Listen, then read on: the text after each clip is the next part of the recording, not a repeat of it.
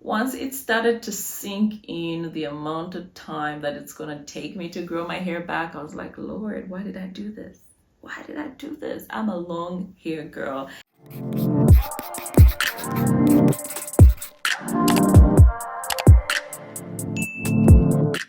Natural hair mistakes that I made and that I actually regret. I'm doing this video to hopefully help someone not make the same mistakes and to just share my experiences and why I regret these things. So if you're interested, keep watching. The first one was to big chop my natural hair. I believe when it happened, I actually went ahead and made a video a few years later talking about why I regretted big chopping my hair. I'd never cut my hair ever before. This was the first, and girl, honestly, I regretted it. I think the main reason I big chopped my hair was because it was extremely dry. And I think the reason for that was just I was still learning my hair. I just didn't know how to get that moisture in. So I thought maybe I had used excessive amounts of heat or I did something to my hair and I will not be able to bring it back to health. This is why I big chopped my hair 2017. And honestly, if I hadn't, who knows what length I'll be at, okay? So I do regret chopping my hair off. At that time, there was a lot of people that were big chopping and coming out with these cute styles. And I thought, look, let's get that cute style. It was cute. Like, I looked cute. I didn't mind it. However, once it started to sink in the amount of time that it's going to take me to grow my hair back, I was like, Lord, why did I do this? Why did I do this? I'm a long hair girl. And I can truly tell you right now, I am never big chopping my hair ever again. And I think the main reason that I regret it is also because, like, moisture is something that you can train your hair to receive and to, hold on to. I didn't know this information then. I had tried so many things with no real results. And another thing is that unless your hair is actually chemically damaged, heat damaged, etc., usually you can bring the health of the hair back. So if you're in a similar situation and you're just feeling frustrated, you're feeling like your hair is not responding to product, if the hair is not damaged, hold off on that big chop and maybe just start the elimination method where you eliminate something and say, okay, it's not moisture, okay, it's not protein, it's not the protective style, it's not the product, it's this. That way you can really zone in on what exactly is happening. Because if you just big chop, you might not actually learn what it is that is causing your hair to not, perform or behave or present the way you want it to. So that's a big chop. Weekly washing. I followed the crowd on that one. Everybody said wash your hair every week. It was fun while it lasted, but for the longevity of my journey as a naturalista, for the practicality of things, for the health of my hair, for length retention purposes, I regret washing my hair every week. Weekly washing, I know, works for some people. And if it's working for you, please continue. However, for me, it was never for me. It was never for me. It never worked. It was exhausting. Dealing with my hair on a weekly basis, to me, is just, I cannot even imagine dealing with my hair that often in its loose state, particularly. Okay, so that's something that I actually regret doing. Once I learned what my hair likes and how often it likes to be washed, I stuck with it. So for me, it's monthly washing. No oils, no butters. No oils, no butters. I tried it miserably. Most of it is my fault. I had a setback there. The length, the breakage, the thinning at the ends, the dryness in the hair. At the time, I was thinking to myself, I wonder if a few years from now, people will come out and say their hair is damaged because I can see how this would damage my hair. And lo and behold, here we are. Unless you're living under a rock, I'm sure you know Shelly, you know Rosie. These women have come out here very boldly and spoken about the effects of that method on their hair. So for me, honestly, after 10 years of being natural, I know my hair loves oils, my hair loves conditioners. Okay, it's like food for my hair. Non-negotiable. Raw oils, yes, greasy, weighed down, oily hair. Like, my hair likes that. So I'll never stop using that. I truly believe that, for me, my hair thrives when I've got those things in place. I was hoping that the no oils, no butters way of looking after your hair actually works for some people. I hoped it would work, and I can see some people are starting to implement and include things to change it a little bit while still retaining some of the, I guess, the basics, which is good. It's great. When a group of people win, or some of our sisters win, we all win. This is just another method, a new method to look after your hair. It doesn't mean it's a wrong way or a right way. It just means we're Black and we invent things, we discover things. It's funny that we chip at each other and we talk bad about each other and we try to pull each other to the other side. But if you look at it from the outside looking in, we're just really great minds inventing stuff all the time. It doesn't mean one method is better than the other. It just means we just invented another thing. So let's embrace all ways of looking after Black hair. If it works for somebody, allow them to enjoy it and move on with what works for you. So for me, yeah, it was a no, but I can see how it's working for others and I'm excited for them. The P size product size. I'm sure you've heard it before. Even on the product labeling and instructions, they always tell you, use a P size, use a P size, use a P size. Look, P size has never worked for me. P size only attends to the ends of my hair. Let's be honest. Do you want honesty? That's the truth. P size never worked. The moment I realized, actually, maybe my hair is actually dry because I'm not putting enough product. Ding, ding, ding. Light bulb moment. These days, I lather my hair with oils, with oils and creams and my glycerine, and it loves it. A lot of people come out here and say, oh, how do you deal with that greasiness? Greasy everywhere. Oh, so much product. How often do you wash your hair? Look, I like layering products. I like how my hair feels with layered products. Yes, on the day it's a mess, it's everywhere, etc. A couple of days later, girl, the hair has taken up that moisture. Of course, some of it is on my clothes and on my pillow, but a lot of it has actually seeped through the hair. And this is what I find with glycerin. Over time, it gets better. Like the more you layer glycerin on your hair, it just gets softer and softer and lovely. That's my thing. I love it. I'll continue to do it. I know it's not everyone's cup of tea. People don't like to hear this, but it works for me. Using synthetic hair without really... Actually, this is not a mistake. I had done my research. I looked into what hair type I was using, all of that. Unfortunately, the process of installing my synthetic hair, my kinky spring twists, I've done videos about this. That process wasn't great. It saw me incur some damage, and of course the synthetic hair, the way it was installed particularly, was very nice, but then it increased the texture of the hair, and that caused a very, very hard or very drying effect to my hair. I am not going to stop experimenting with synthetic hair, and the reasons for that is because I like to have that option, variety. I speak about going on holidays and having to put my hair away for the time being. This is something that I'll still try to make work. In fact, I will make work because I'm a little bit like that. Like, I will not let go of something until I make it work for myself.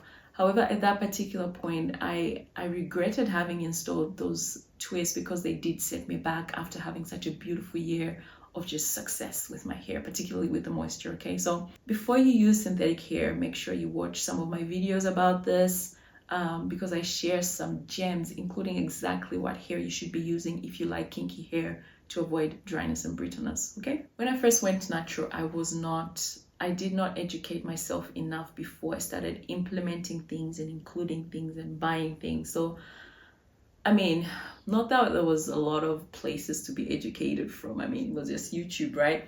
But I wish I read more. I wish I had read more, bought more books to really get into my hair and learn it more, because that would have saved me a lot of setbacks, frustration, and just not knowing what I'm doing for a long time. we live, we learn, and yeah, here now and still going with the journey. But yeah, if I were to go back, I would do more learning before I implement certain things in my routine. Being a product junkie. The money that I spent buying products was ridiculous. It was just getting out of hand because you're bombarded with the messaging. Try this new really silky, buttery, juicy product. It's gonna, yeah, like work a miracle on your hair. And I believed it, and I was like, these women must be telling the truth, and maybe it worked for them, but honestly, there is no magic product. Nothing works on my hair like, oh my God, I'm losing my mind. Products are products. They just help you manage your hair. Yes, they add moisture, etc. But there are a few products that I can say actually, wowed me, if you know what I mean. Maybe I'm just hard to please, but being a product junkie was a mistake. And if you're newly natural or still struggling with this, and I do struggle sometimes, I'm tempted, but I try to give away products, okay? And I try to use up a product before I buy the next one. And once I buy a product or find a product that works for me, I stick with it. Not doing what my hair likes.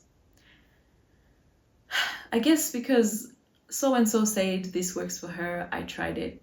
So-and-so tried this and it worked for her. This one tried a weave and it worked for her. This one tried this method and it worked, and I would do those things. And unfortunately, I encountered setback after setback after setback. Just because it works for someone, even if they have the same or similar type of hair, does not necessarily mean it will work for you. And this was true for my case. So once I started listening to my hair and actually paying attention to what it loves, nothing else matters. Nothing else mattered. Like, you could say what you need to say. I'm sticking by it. And yeah, the more I journey in this journey as a naturalista, the more I'm excited about the journey, because my goodness, it's like, my hair really loves it. My hair really loves it. I cannot let go of this because now I'm really alert to what my hair likes. Okay, so yeah, that was a mistake, just listening to everybody. Avoiding glycerin. You guys know there was nobody talking about glycerin here until I showed up. Maybe one or two. But people shun away from glycerin like a plague. Even myself. Okay? It's going to dry your hair out in winter. It's going to do this. It's going to do that. When I tried it, I'm like, where have you been? Where have you been? All my life. So softening. So hydrating. So game-changing. I'll never stop using glycerin. Of course, if the humidity level is like below 15 for me, yeah, that's when I start to see, okay, it's not really doing anything in my hair, whatever. It's not like it's making my hair crunchy dry like the Sahara. No, it doesn't do that. And maybe that's because the other products that I use kind of counter that, okay? But if you're someone that lives in extremely low humidity areas, or glycerin is not working for you, don't use it. I'm not saying go ahead and use it, but if you haven't tried it, I think it's worth trying. So that's that. Combing my hair. Girl, combing my hair was a mistake. I should have never combed my hair. Sounds crazy, right? Everybody combs their hair. Like, what are you talking about?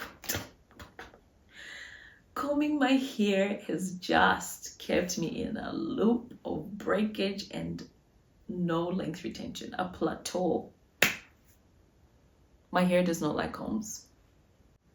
And someone that brought this to my attention even more was Precious Fro. She talks about how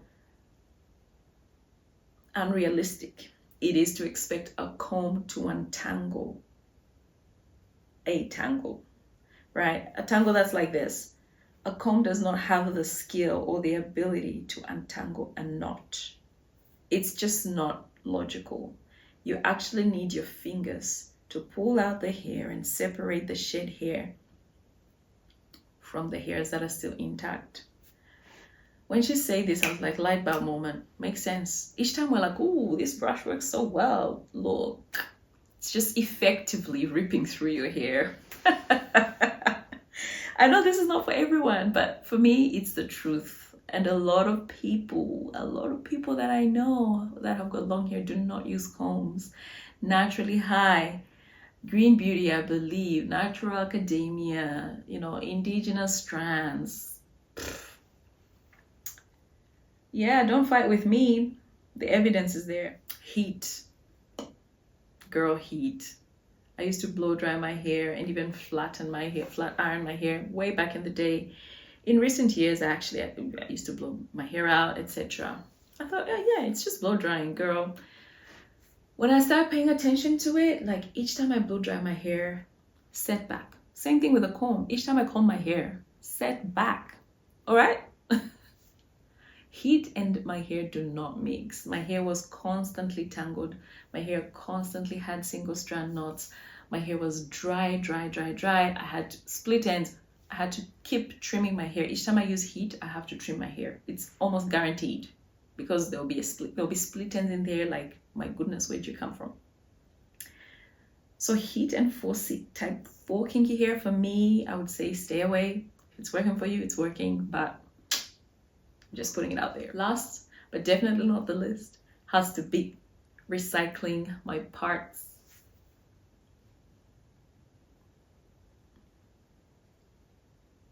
Hands up if you understand the goodness that is recycling your parts. Having permanent parts in your hair that you just try to find and work in those parts, styling those parts, keep those parts for good. Like someone that's had the same parts for, I think, is it 10 years?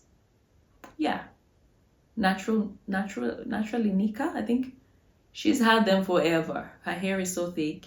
A lot of people say, oh, it's gonna thin your parts, recycle them. Look, as in repart them. I have not found this to be the case. I'm able to recycle my parts with no problems and no thinning. So do what you will with this information, but each time I had to make new parts, I'd just about be brought to tears. It's the hustle. It's the pain in the arms, in there forever. It's the breakage, right? It's the time, tick-tock hours just to part hair. Unless it's blow dried or stretched, etc. Of course, then it's a breeze. But if you're dealing with texture, parting the hair was never for me.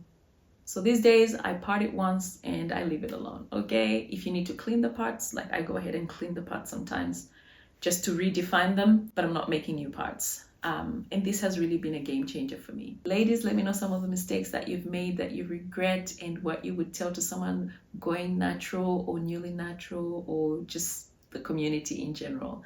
Thanks for watching this video. I hope you found some value in it. Until next time, it's Coily Diaries. Bye.